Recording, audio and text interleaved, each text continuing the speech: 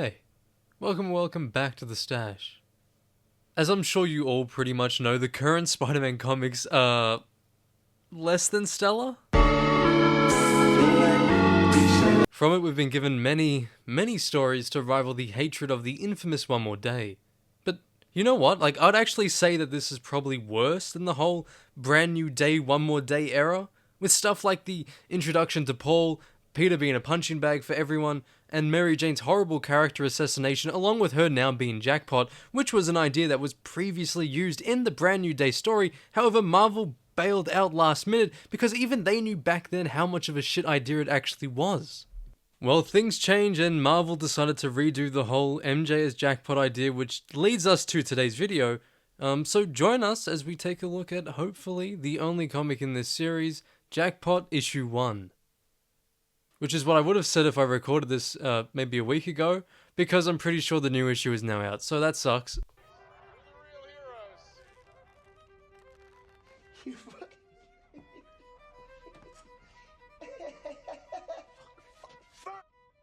But before we get into the video, I just wanted to take a quick second to thank you all for the recent support. As I'm writing this and as I'm now recording this, we've hit 1,200 subscribers. When I was writing this, it was 1,100.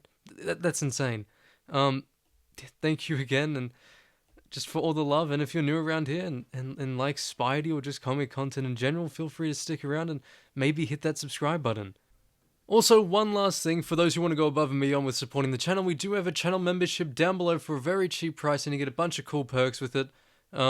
It's there in case you want to use it, if you can afford it, if you want to, all that sort of stuff.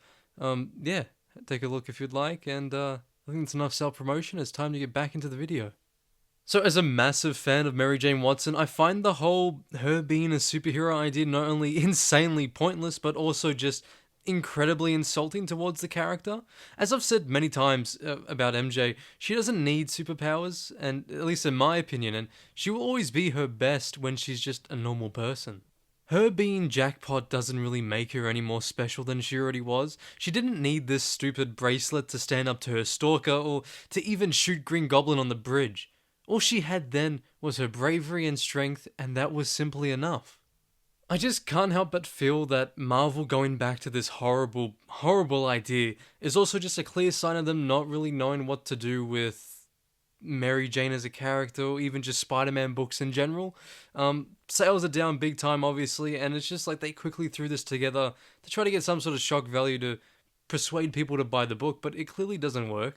I can tell you guys for a fact, my store that I go to in the city, the most popular store probably in the city for me, can't even sell a single issue of ASM, and I'm pretty sure this Jackpot issue is still on the shelf, so it's pretty pathetic in a way.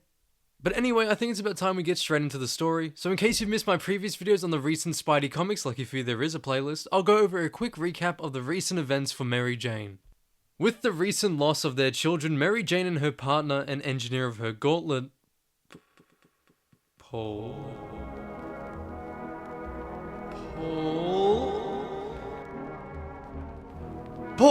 Sorry, I don't know what happened there. Where were we?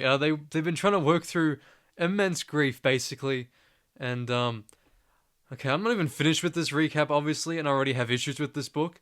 The kids weren't real. There was no reason for MJ to get so attached to them.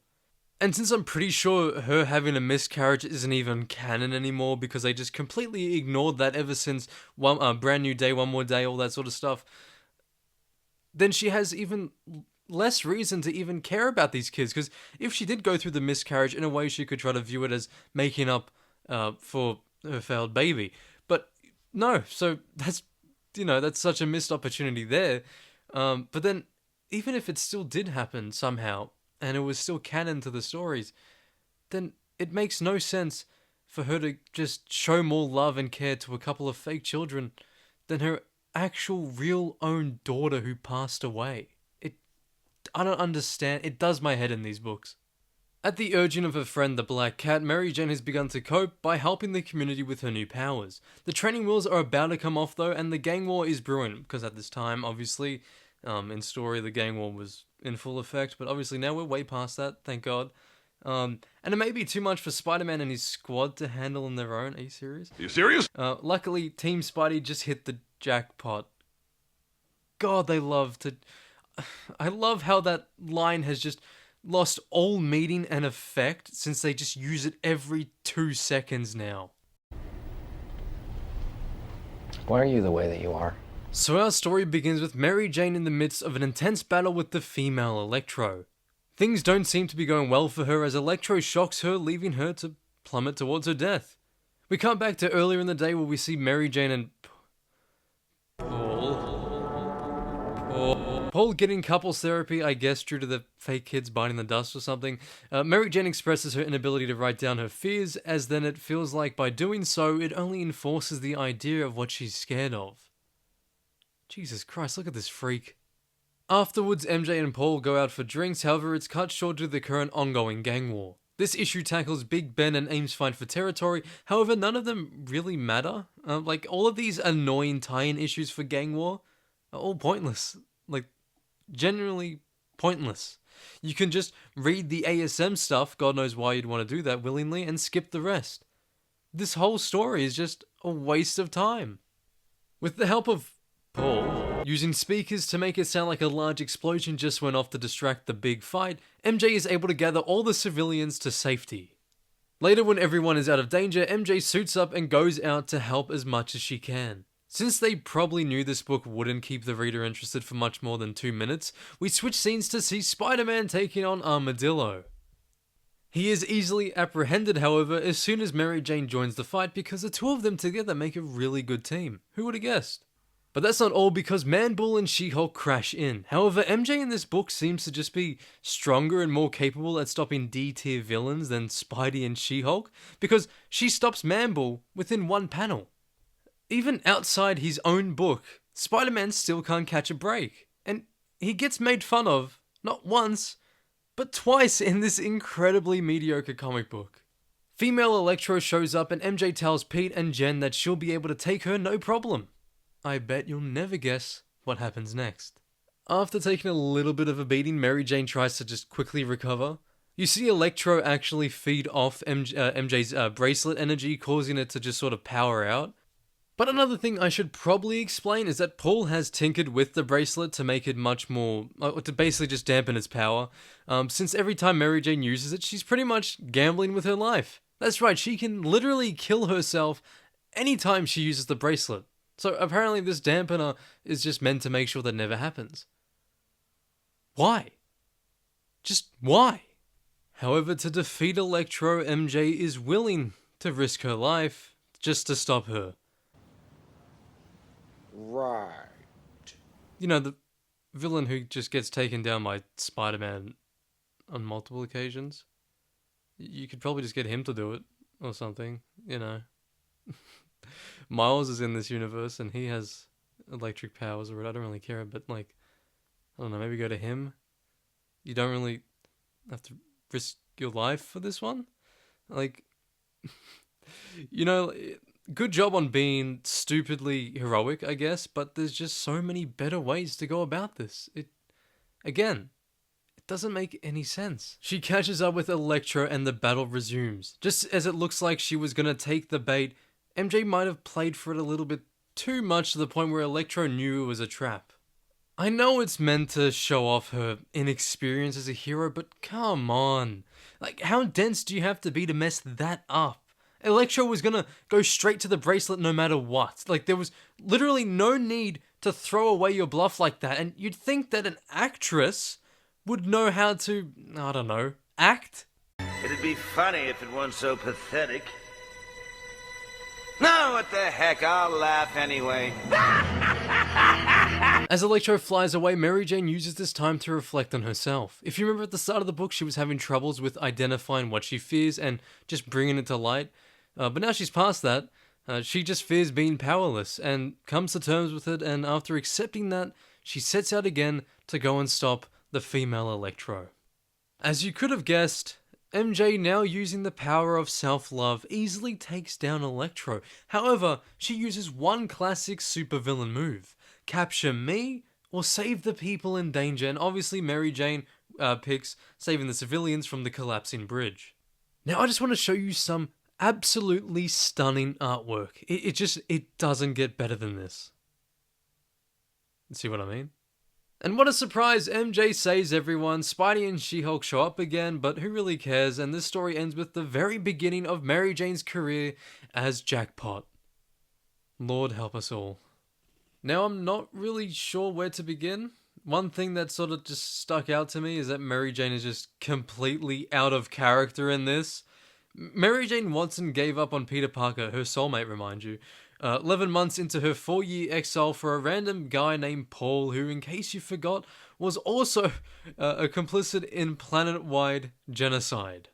She happily played house with Paul and 2 fake kids for the next 3 years, and after finally being rescued by Peter, which wrecked his entire life in the process, I mean, literally no one wanted anything to do with him afterwards, or for her, she just threw him under the bus because of her new fake family. Then she treats him like shit for the next few issues, all for her fake kids to just vanish, which in theory would mean that she has no real reason to even be with Paul anymore, but of course, she stays. Why wouldn't she? So then she's just manipulated to cope with her grief by becoming a superhero, using an unreliable casino bracelet that can literally kill her anytime she uses the stupid thing that her new boyfriend wasted time on making, instead of building a device to get her back home. Oh, brother, this guy stinks! Mary Jane is a beloved character. Like I said before, even earlier in the video, she's my favorite side character in the Spider-Man books. She's basically the Lois Lane of Marvel. This current series has just done irreversible damage to her character. And it's so bad, it's gotten to the point where the only way to fix her and to save her reputation is to either reboot it, just entirely reboot the whole thing, go back to pre-One More Day, or say it was a clone or a Skrull or some other Marvel bullshit. Like, maybe a way you could make it work would be to have it so that this MJ/Jackpot is a duplicate, created at the moment she was transported to the alternate Earth, and the real Mary Jane is stuck at a dimensional cocoon, like Adam Warlock style type shit, whatever, who cares? And she basically doesn't age, never meets Paul, never meets the fake kids, never dumped Peter, never became Jackpot, and then this Jackpot, while using her bracelet in a fight, gets 3 skulls, and instead of dying, it results in the real MJ being instantly freed from the cocoon, bringing her back to the 616 universe. Should have no idea what's basically just happened, and desperately trying to search for Peter. And maybe due to the fake MJ, I don't know, going, it could cause Paul's head to explode or something? I don't know, I'm just spitballing here. Speaking of Paul, anyone just really tired of seeing this guy's face? Like, Marvel knows how much we hate him, yet here he is, perfectly healthy. In a way, I just see Paul as the symbol of everything that's wrong with modern Spider-Man comics. The way they've trapped MJ with him, or even just the way that the editorial team treats the people, us the fans, who pay their salary. Especially Nick Loeb, just with telling everyone that they've been reading the books wrong and all that sort of stupid shit. That's just not what you're supposed to do as the editor, and it's just, honestly, it's a bit embarrassing from him. Now, I despise this book and everything that it stands for. It continues the character assassination of one of my favorite Marvel characters ever made. I miss when Mary Jane felt like a real character with real problems. Someone who was inspiring in her own unique way and didn't need powers just to be or to feel special. But now, that's all gone. Now, Marvel's reduced one of their best characters to a catchphrase.